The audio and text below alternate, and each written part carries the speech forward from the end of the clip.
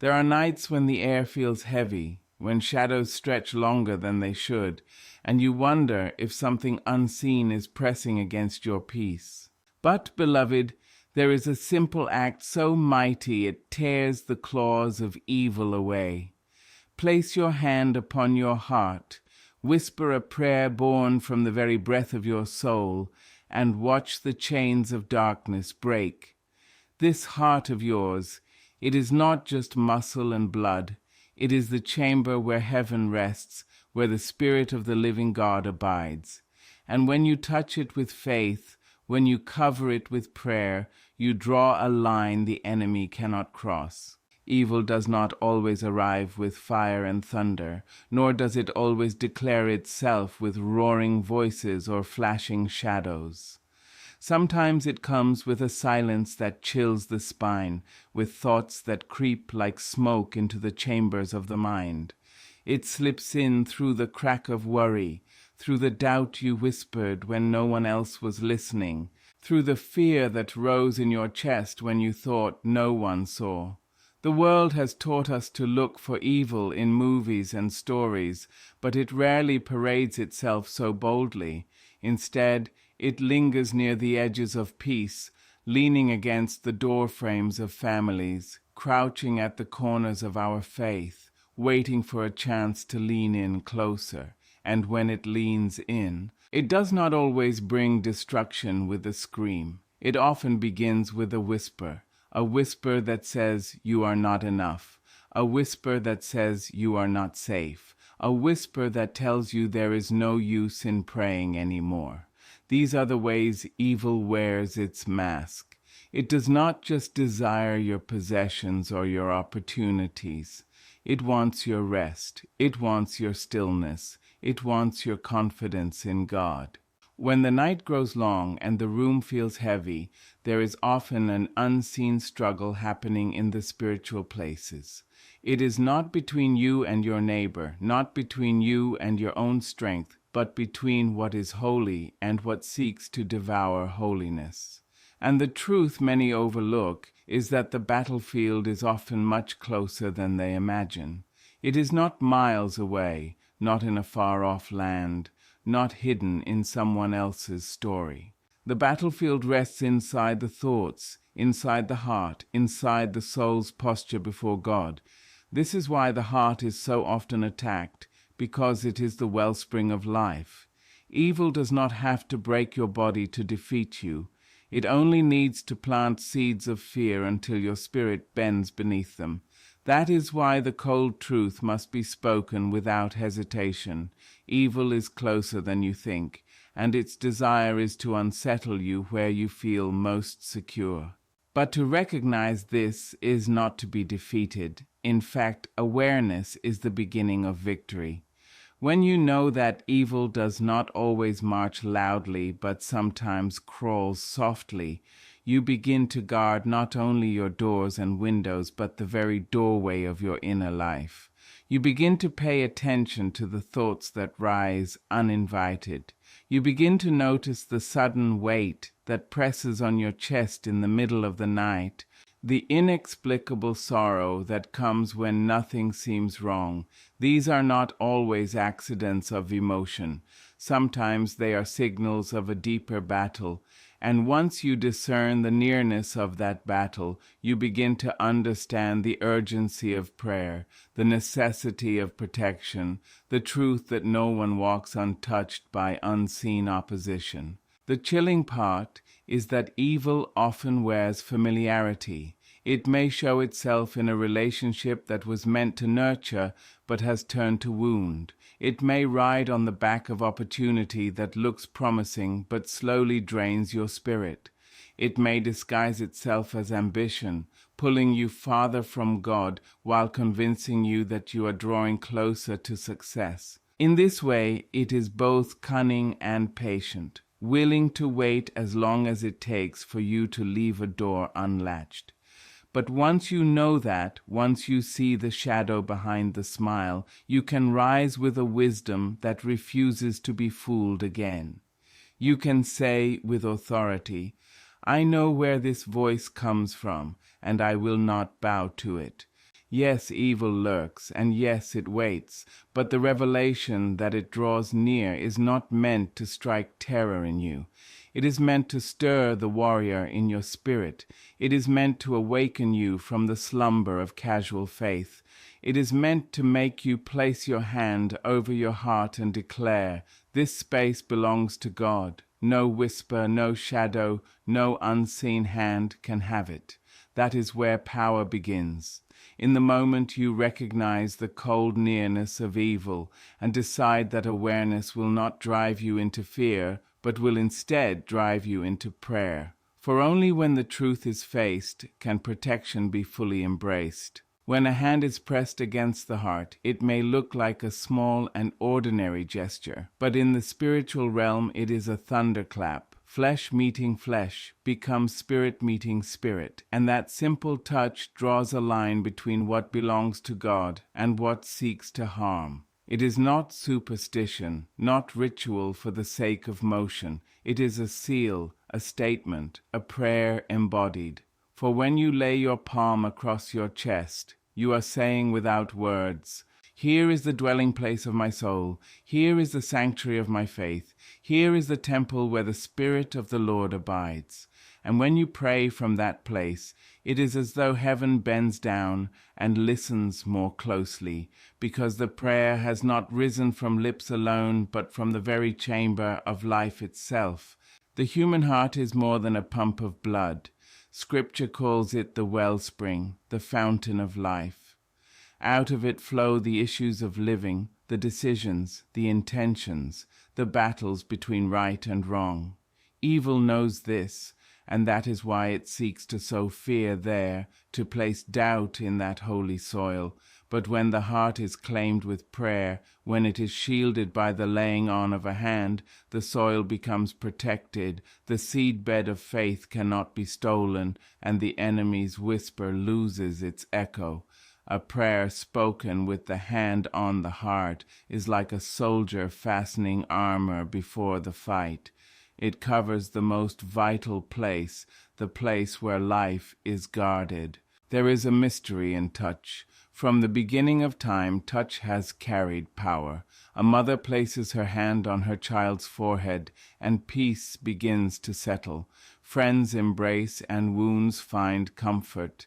And when a believer places their own hand upon their heart, the act itself becomes agreement. It is body and spirit uniting to proclaim protection. It is saying, "I choose to guard what God has given me." And that choice is more powerful than 1,000 weapons forged against you. Think of how many times your hand has rested on your chest in moments of grief or surprise. The body knows, even without instruction, to cover the place where life beats. How much more powerful, then, when you do it with intention, when you do it with prayer. That hand becomes not only a natural shield, but a spiritual one. It is like painting the doorposts with the blood of the Lamb. It is a visible mark of unseen covering.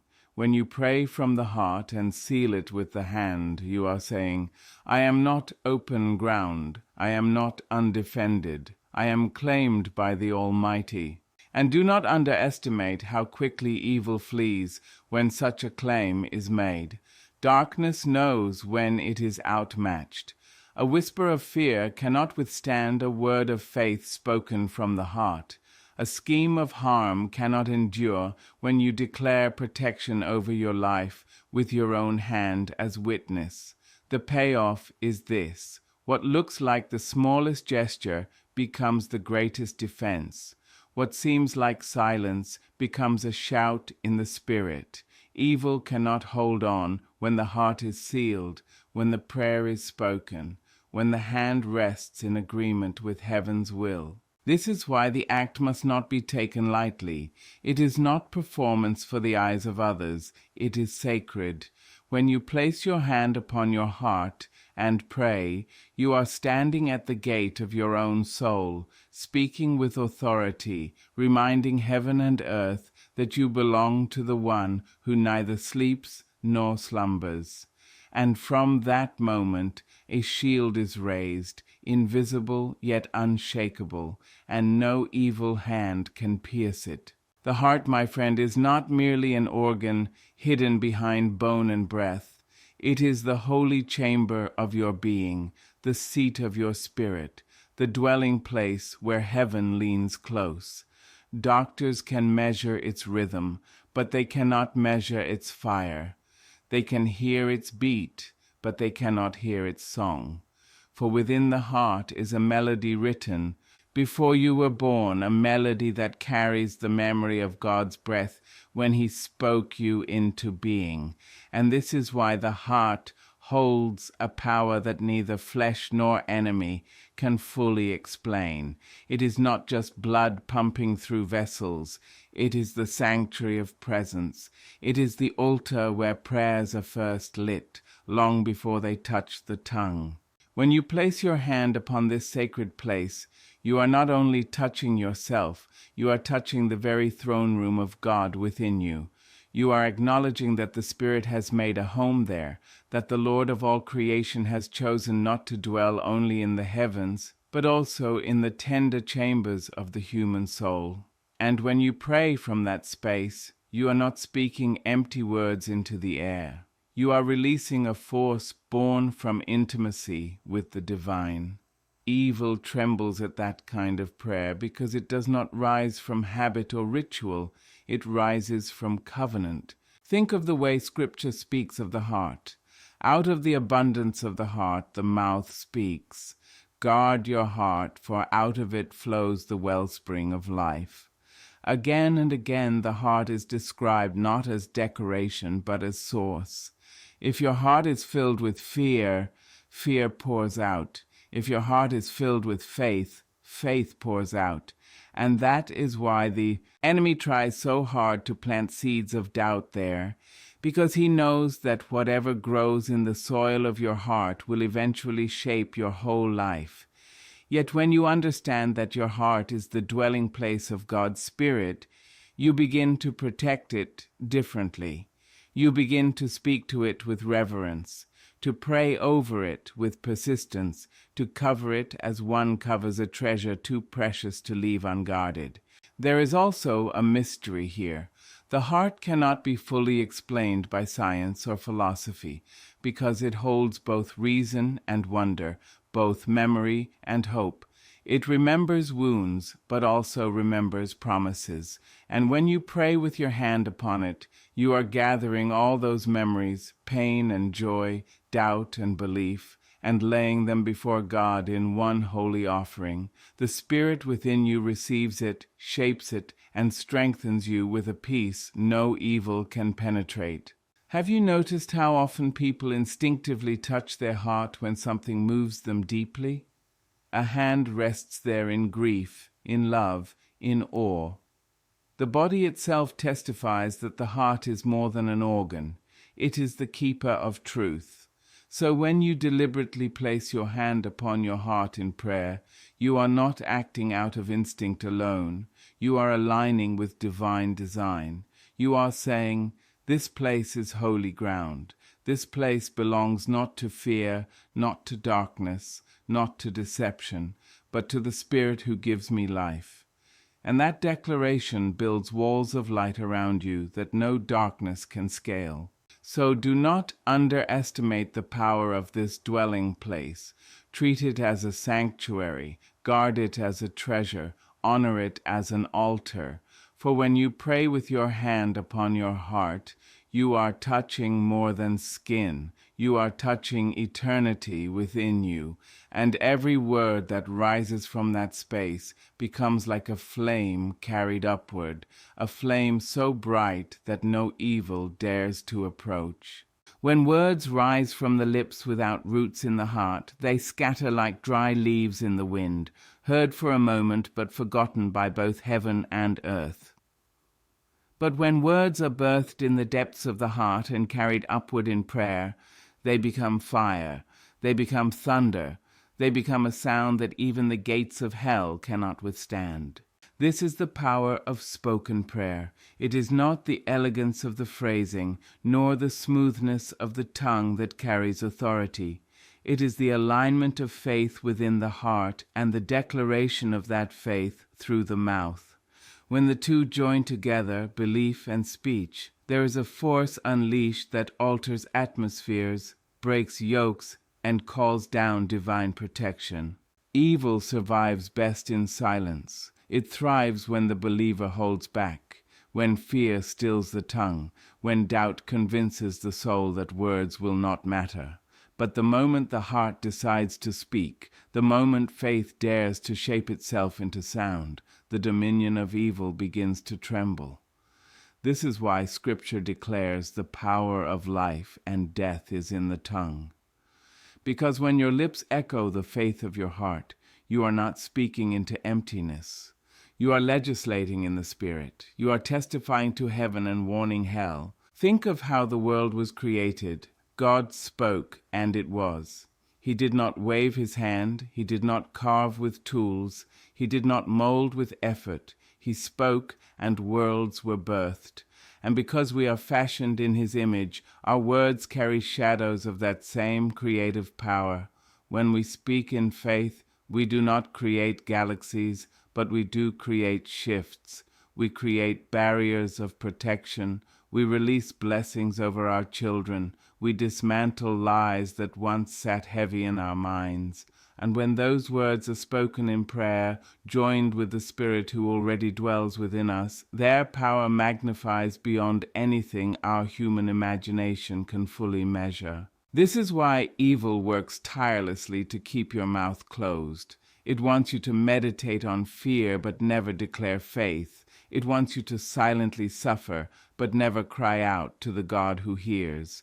But the moment your lips break that silence, the moment prayer rolls like thunder from your chest to your voice, chains begin to loosen. And those chains do not only break around you, they break around your household, your lineage, your future. Prayer, spoken aloud, reverberates through unseen dimensions. Do not think your words too small. The whisper of a faithful heart is louder than the roar of armies in the spiritual realm. The prayer of a grandmother in her room can shield generations she will never meet. The plea of a child calling upon God in the dark can summon angels to stand watch by the bed.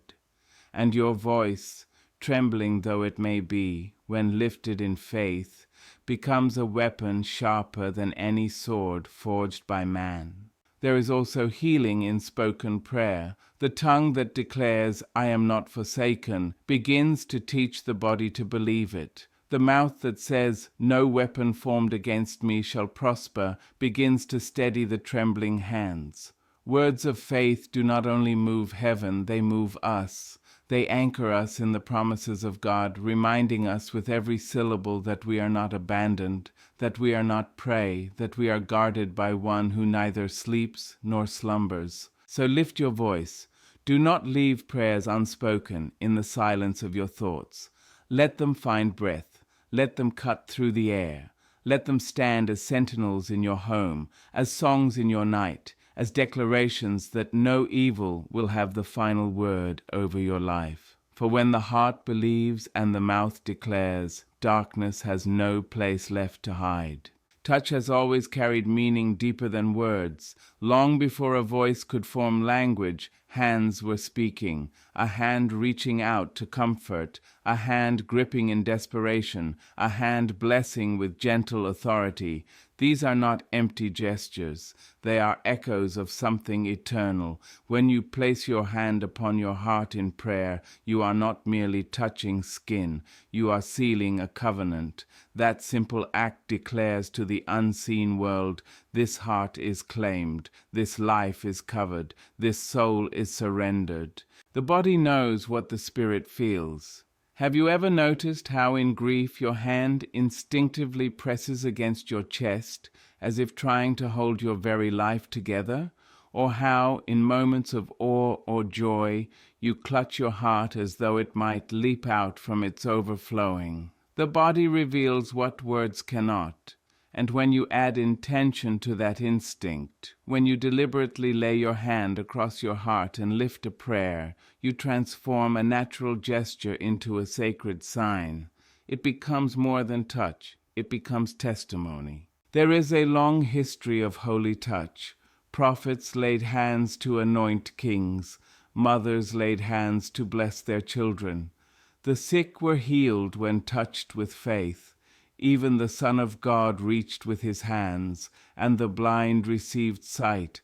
The lame walked, the broken were restored. Touch transfers, it seals, it imparts. And so when you, by your own hand, touch your own heart, you are symbolically sealing it under divine authority. You are saying, no spirit, no curse, no darkness may enter here. This place is marked. The hand on the heart is also surrender. It is a gesture of yielding. Soldiers place a hand on the chest to pledge loyalty. Lovers place a hand there to show truth. So too do believers place a hand there in prayer to say, I am yours, guard me, cover me, use me. It is both an offering and a request, and in that act heaven responds, for surrender never goes unnoticed. Surrender is always answered with strength. Imagine for a moment evil approaching. It creeps, it schemes, it circles like a wolf in the dark, but then it sees a believer, hand laid firmly on the heart, whispering a prayer. To the natural eye it may look small, even weak, but in the spiritual realm that sight is like a fortress with gates of fire. The touch has marked the territory, the prayer has sealed the walls. Darkness cannot step where the light has claimed dominion. There is also intimacy in this act. To place your hand on your heart is to draw near to yourself, to acknowledge your own vulnerability, your own humanity, your own dependence. Too often we pray as though shouting into the distance, but when you touch your heart, you remind yourself that God is not far. He is here within, closer than your breath. The gesture pulls the eternal into the present moment. It makes prayer not only heard but felt. And that is the mystery of touch. It bridges the invisible and the visible. The spirit within joins the body without, and both together speak louder than either alone. The hand becomes a seal. The heart becomes an altar. The prayer becomes a fire. This is not empty ritual, not hollow tradition. This is faith made tangible. It is the believer saying, my whole being agrees with this prayer, my spirit, my soul, and even my body, and such agreement has power. So never despise the act of touch in prayer. Do not think it too simple or too small, for what seems simple in the natural becomes mighty in the spiritual. One hand upon one heart can silence 1,000 schemes of the enemy. One touch of surrender can summon heaven's armies. And when you make it your habit, when you daily seal your heart with your hand and your prayer, you become a walking testimony that no evil can claim what God has already covered. No curse, no scheme, no hidden hand of darkness can overthrow a heart that prays.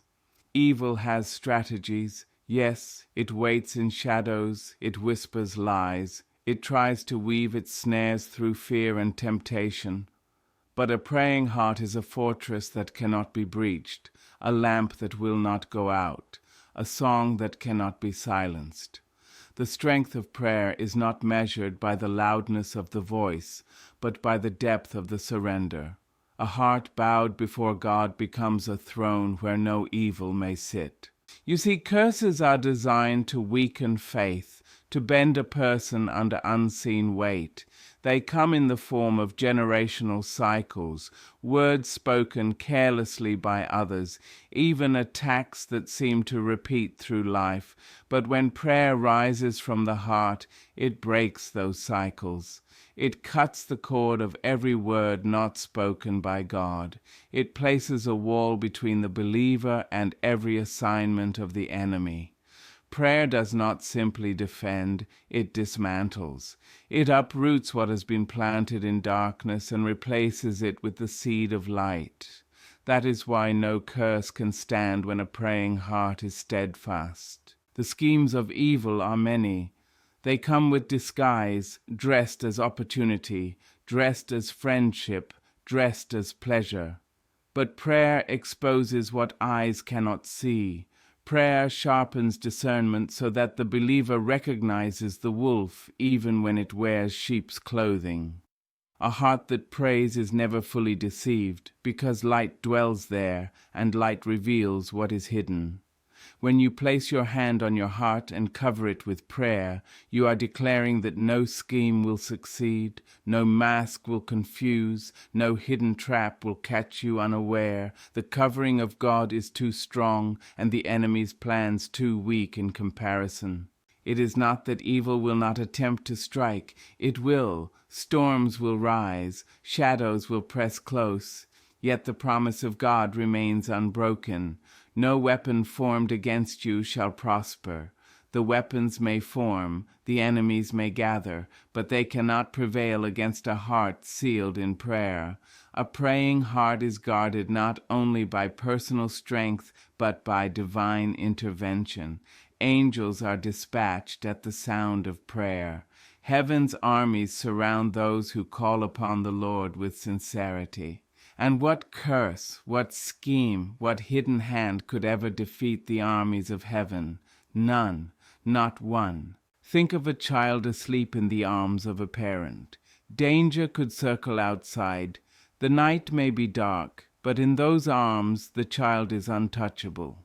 So it is with the believer whose heart rests in prayer. Evil may circle, curses may be spoken, plans may be drawn, but they will all fall powerless at the threshold of a heart guarded by the Spirit of God. Prayer is not simply asking, it is positioning. It is standing in the embrace of the Almighty, where harm cannot enter, and there is more. A praying heart is not only defended, it becomes offensive. Every prayer is like an arrow loosed into the enemy's camp, dismantling plots before they take shape. Every declaration of faith is like a hammer smashing chains that once bound generations. Prayer does not wait for the attack to land. It meets it in the spiritual before it can ever touch the natural. That is why curses lose their grip. That is why schemes fall apart. That is why the heart that prays is untouchable. So when you place your hand upon your heart and speak protection, you are not performing a ritual. You are joining your spirit with heaven's authority. You are telling darkness, you may try, but you will not succeed. You are testifying, my heart is sealed, my life is covered, my soul belongs to the one who reigns forever. And at that testimony, every curse must bow, every scheme must crumble, every hidden force must flee. For no evil can overthrow what prayer has already fortified. To speak a prayer once is to light a candle. To speak it daily is to keep the flame burning until the darkness no longer dares approach. Prayer is not meant to be an occasional cry. It is meant to be a rhythm, the steady drumbeat of faith that marches with you through the hours of your life. When you place your hand upon your heart and cover it with prayer day after day, you are not simply asking for protection in a single moment. You are weaving a shield around your entire existence. Each word becomes a thread, and over time those threads become a garment that no evil hand can tear. There is great power in consistency. Evil thrives on neglect. It waits for the gaps, the unguarded places, the days when prayer grows faint and silence grows loud. But when prayer becomes daily, there are no gaps. The heart is covered in the morning, strengthened at noon, guarded at night. It is like oil continually poured into a lamp. The flame cannot go out. And when the flame does not go out, no shadow can settle. Daily prayer also teaches the heart to listen. Each time you lay your hand upon your chest, you remind yourself of the Spirit within. Over time, the act carves a pathway of awareness. Your heart begins to anticipate the prayer. Your spirit begins to lean toward it. Soon it is not just an act of protection, but an act of communion, a meeting place where heaven and earth greet each other within your own being. And in that communion, peace becomes a companion that walks with you wherever you go. Consider how food nourishes the body. One meal may satisfy for a time, but only regular eating sustains life. In the same way, one prayer may lift you for a moment, but it is the daily rhythm that keeps your soul alive and guarded. A heart that prays every day grows strong against temptation, grows sharp in discernment, grows bold in faith. Evil may knock, but the heart trained in daily prayer does not open the door. There is also a generational power in making prayer a habit. The prayers you pray daily over your heart spill over into the lives of those connected to you. Children feel the peace in a home where prayer is spoken daily. Spouses find strength in a house where protection is declared consistently. Even those who cross your path may sense the covering you carry. A rhythm of prayer does not remain private. It ripples outward like water from a stone dropped into a pond. The enemy fears a believer who prays once, but he trembles before the believer who prays every day. Because daily prayer builds momentum, each declaration builds upon the last until faith becomes unshakable, until doubt cannot find a foothold, until fear has no room left to grow. It is like building a wall one stone at a time. Eventually it stands tall and unbreachable. Evil may circle, but it cannot climb. And so I tell you, make it your rhythm. Let prayer be as regular as your breath, as natural as your heartbeat. Each morning, place your hand upon your heart and say, "No evil shall harm me, for I am covered by the living God." Each night, seal yourself again with prayer before sleep. Over time, you will find that the rhythm itself becomes a refuge. The words may change, the seasons may shift, but the act remains.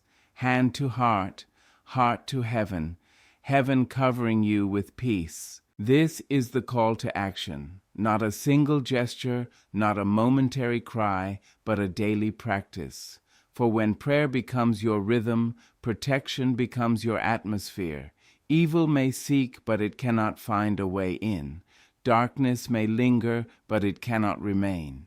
For the praying heart, covered each day without fail, lives wrapped in the armor of God, clothed in the constancy of divine protection. When the heart aligns with heaven, there is a stillness that cannot be shaken and a safety that cannot be stolen. Alignment is more than agreement in words. It is agreement in being. It is when your desires bow to God's will, when your fears bend beneath His promises, when your heart beats in rhythm with His Spirit. In that alignment, evil finds no opening. Harm may hover, shadows may linger, but they cannot cross the boundary of a life sealed in divine order. For when heaven claims its rightful place within you, earth and hell must both acknowledge it. To align your heart is to set it like a compass. A compass may spin in confusion when pulled by nearby metals, but once it is stilled, once it finds true north, it cannot be persuaded to point elsewhere. So it is with the heart that has aligned itself with God. Distractions may arise, temptations may circle, lies may whisper, but the heart remains fixed on its true direction. And because it is fixed, it is guarded. Evil cannot uproot what has been anchored in eternal ground. This alignment does not mean storms will not come. Winds will blow, waters will rise, accusations will be hurled.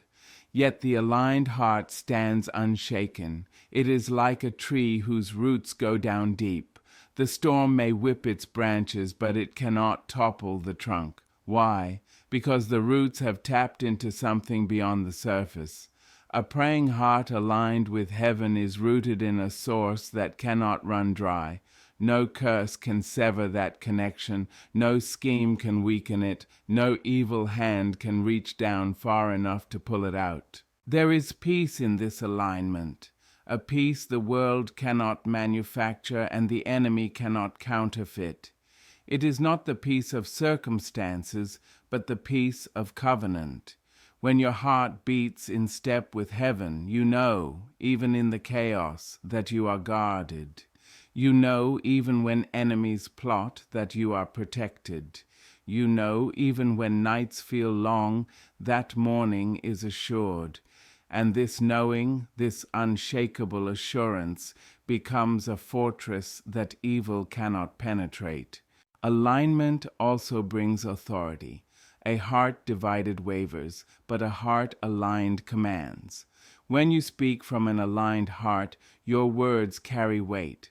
You do not pray with desperation alone, you pray with confidence.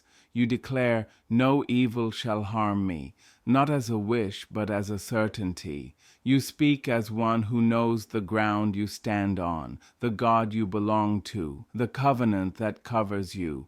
And darkness flees before that kind of authority, because it recognizes the voice of heaven echoing through your own.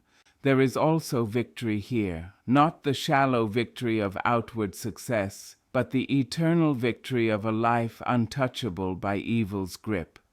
To align with heaven is to already live in triumph even before the battle is fought. It is to know that the outcome is sealed, that no matter how loud the enemy roars, the end is already written. And the end is this: light overcomes darkness, love conquers fear, God's children stand protected. So when you place your hand upon your heart and pray daily, you are not only shielding yourself, you are aligning yourself. You are saying, "Let my heart beat in harmony with yours, O Lord." And in that harmony there is power, there is safety, there is a peace that surpasses understanding. Evil may knock, but it cannot enter. Harm may threaten, but it cannot prevail.